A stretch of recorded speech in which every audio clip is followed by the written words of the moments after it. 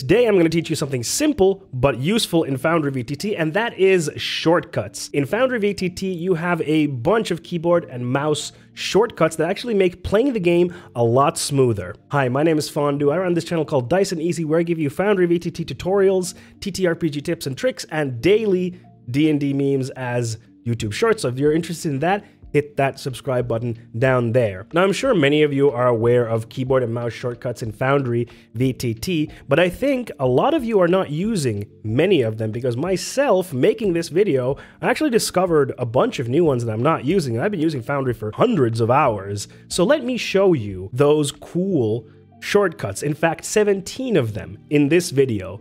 Let's get started then, shall we? All right, here we are in Foundry VTT now, and we are, of course, in our ancient Hydra lair map. Shout out to Jay and Peku. I hope I'm saying that right for this map. It's part of their Foundry sample map pack. I'll put a link down to their Patreon if you want to support them to get some cool maps. But anyway, let's get on with it. So one of the first things that you're going to want to remember is that to change any of these shortcuts, you want to go over here, up here. Let me just zoom in. Up here to game settings, and then configure controls. This is going to open up this menu over here that shows you all of your key bindings. And remember, if you make changes to any of this, these changes will be reflected in all of your game worlds, not just the game world you have selected now. So be warned, changes made here affect all your game worlds. Okay, with that out of the way, let's get into the actual shortcuts themselves. So the first ones that we're going to have a look at are Foundry UI related. So let's say we're having a look at our journal entries over here, reading something, and we quickly want to switch over to the chat because someone said something or rolled a roll. We're going to press Shift-C, and boom, we are in the chat immediately. So Shift-C takes you immediately to the chat, no matter where you are. Next, we're going to have a look at our hotbar down here. So these are numbered, as you can see, 1, 2, 3, 4, etc. So I can actually press any of these with my number keys on the keyboard. So let's get two characters here. Let's get the rogue over there. So I can select the rogue and then hit number 5 for the stealth. And then I see there's a little message that has popped up over here, or was there. So let's hit Shift-C, and then we can see there's a new message over here. Hey, isn't that nice?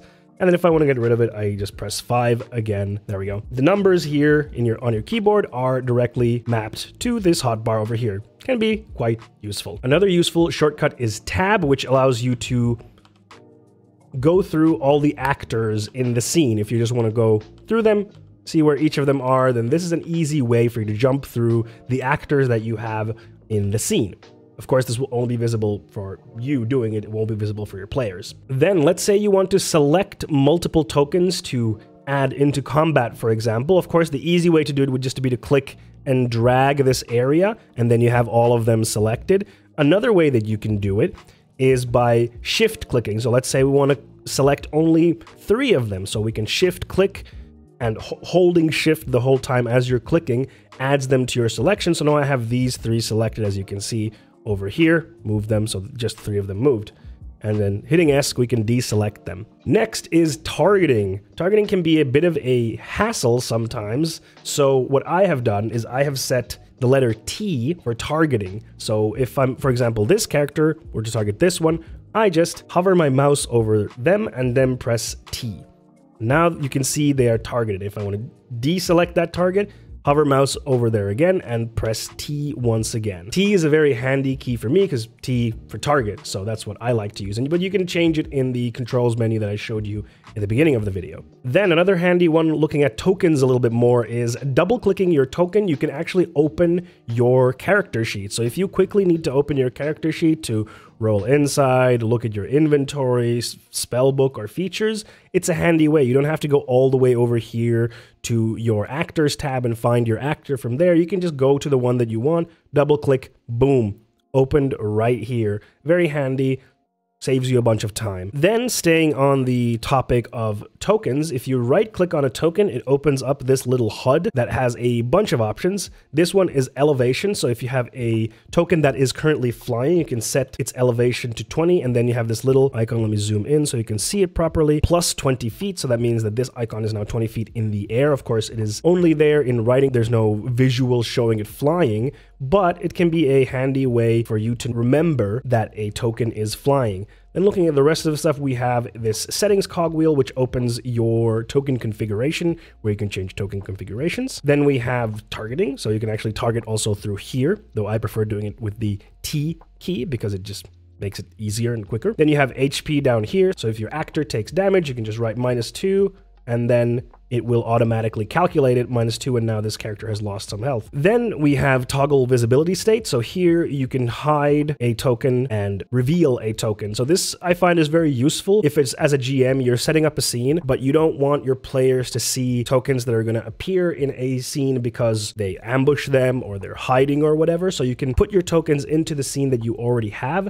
and then just go here and then toggle visibility for all of them. Then they're invisible. You can see them as the GM, but the players can't. And when you are ready to reveal them, then just boom, reveal them, and they will appear for the players. I find it very useful during prep. Then we have assign status effects. So it is what it sounds like. So you can put status effects from here to remember, for example, that this token is frightened, adds the frightened state over here, and then you can remove it through here as well. And then we have toggle combat state, which I'm sure many of you are familiar with. So you can, for example, select these 3 tokens, and if you want them to enter combat, just right-click and then toggle combat state, and they will get added here then to the combat board. But of course, we're not doing combat right now, so we're just going to get rid of this encounter. So that's it for the right-click and what you can do with the HUD over there. And there's a bunch of other modules that add stuff in there. You can check one of my earlier videos. I'm going to show a little thing on screen right now.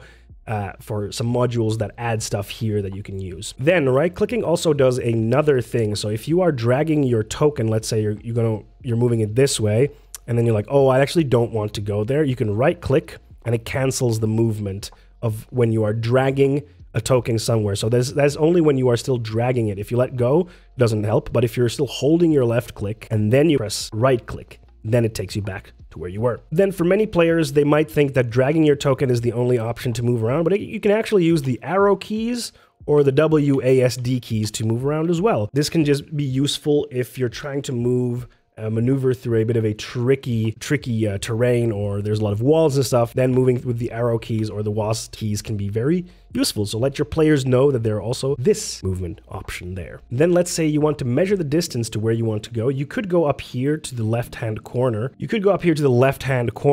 And select the measure distance tool and then measure stuff. That certainly works, but there's a faster way so that you don't have to change tools. You can just hold control and then drag, and that way you can measure directly from your token without having to change the tool. Control and then drag, and then left click to get rid of it. Very handy. Don't need to change tools, and then you won't end up in a situation where you change to the measuring tool while you were preparing for something, and then your turn comes and you forget to change back to the right tool to move your token, and you're wondering why you can't move it, etc., etc. You can also place waypoints for yourself. So if you are measuring a distance like this, then if you click again while you're doing this and holding control, it will create a waypoint, which means it anchors this point.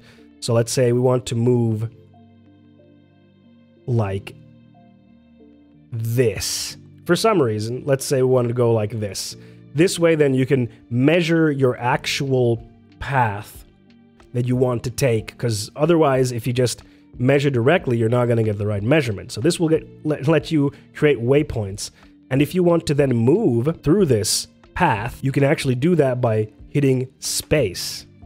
And then your token will move that route. Isn't that nice? One important note, by default, Foundry has set moving along a measured path like that and the pause button for the Game Master both to be space. So I recommend that you go here into game settings and then change either your pause or moving along a measured path like that, so that you don't have them as the same button, because that can lead to some weird behavior. Not sure why that is by default in Foundry. I hope they change that, but that is how it currently is. So again, I recommend that you change that in your settings. Then let's say you want to rotate your token so that it's facing the right direction. Let's say you move your token here, but you want them to be facing your enemy. You can do that. So if you hold control and then scroll on your scroll wheel, you can see your character will rotate. However, it's kind of slow doing it this way. So you can instead hold shift, and then rotate, and this will be faster. Depending on what you're doing, either shift scroll wheel or control scroll wheel will satisfy your needs. Then let's talk about pinging. So if you want to let your players know about something, or you want to call attention to a specific area,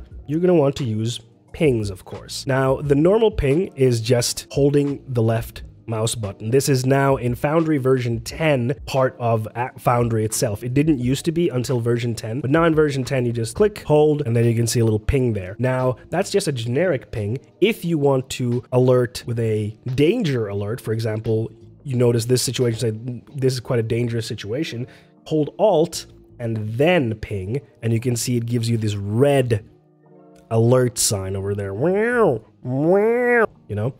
If you want to bring all of your players to the ping, let's say you have a big map, there's a lot going on, you want to call attention to this area right here, you can hold shift and then hold left mouse button to pan to the ping. And you can see this little ping mark here, or we can do it over here again so you can see it better. Boom. And then it shows a little arrow saying, hey, look at this. Pretty useful, right? So there you have it. A bunch of shortcuts for your Foundry games to make them run smoother. Now, if you're a GM watching this, I know, these might be quite bog standard, and you knew many of these, but your players might not know them. So send them this video, send it to them so they can learn these shortcuts and your games can run that much smoother.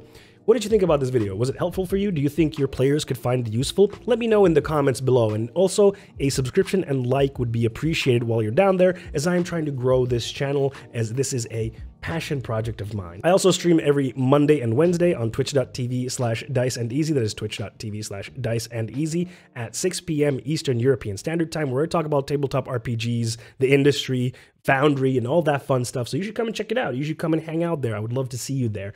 And hey, there's another video of mine on screen right now talking about some cool modules for Foundry VTT, which you should definitely check out to up your game. Thank you very much for watching this video, and I'll see you in the next one. Bye-bye.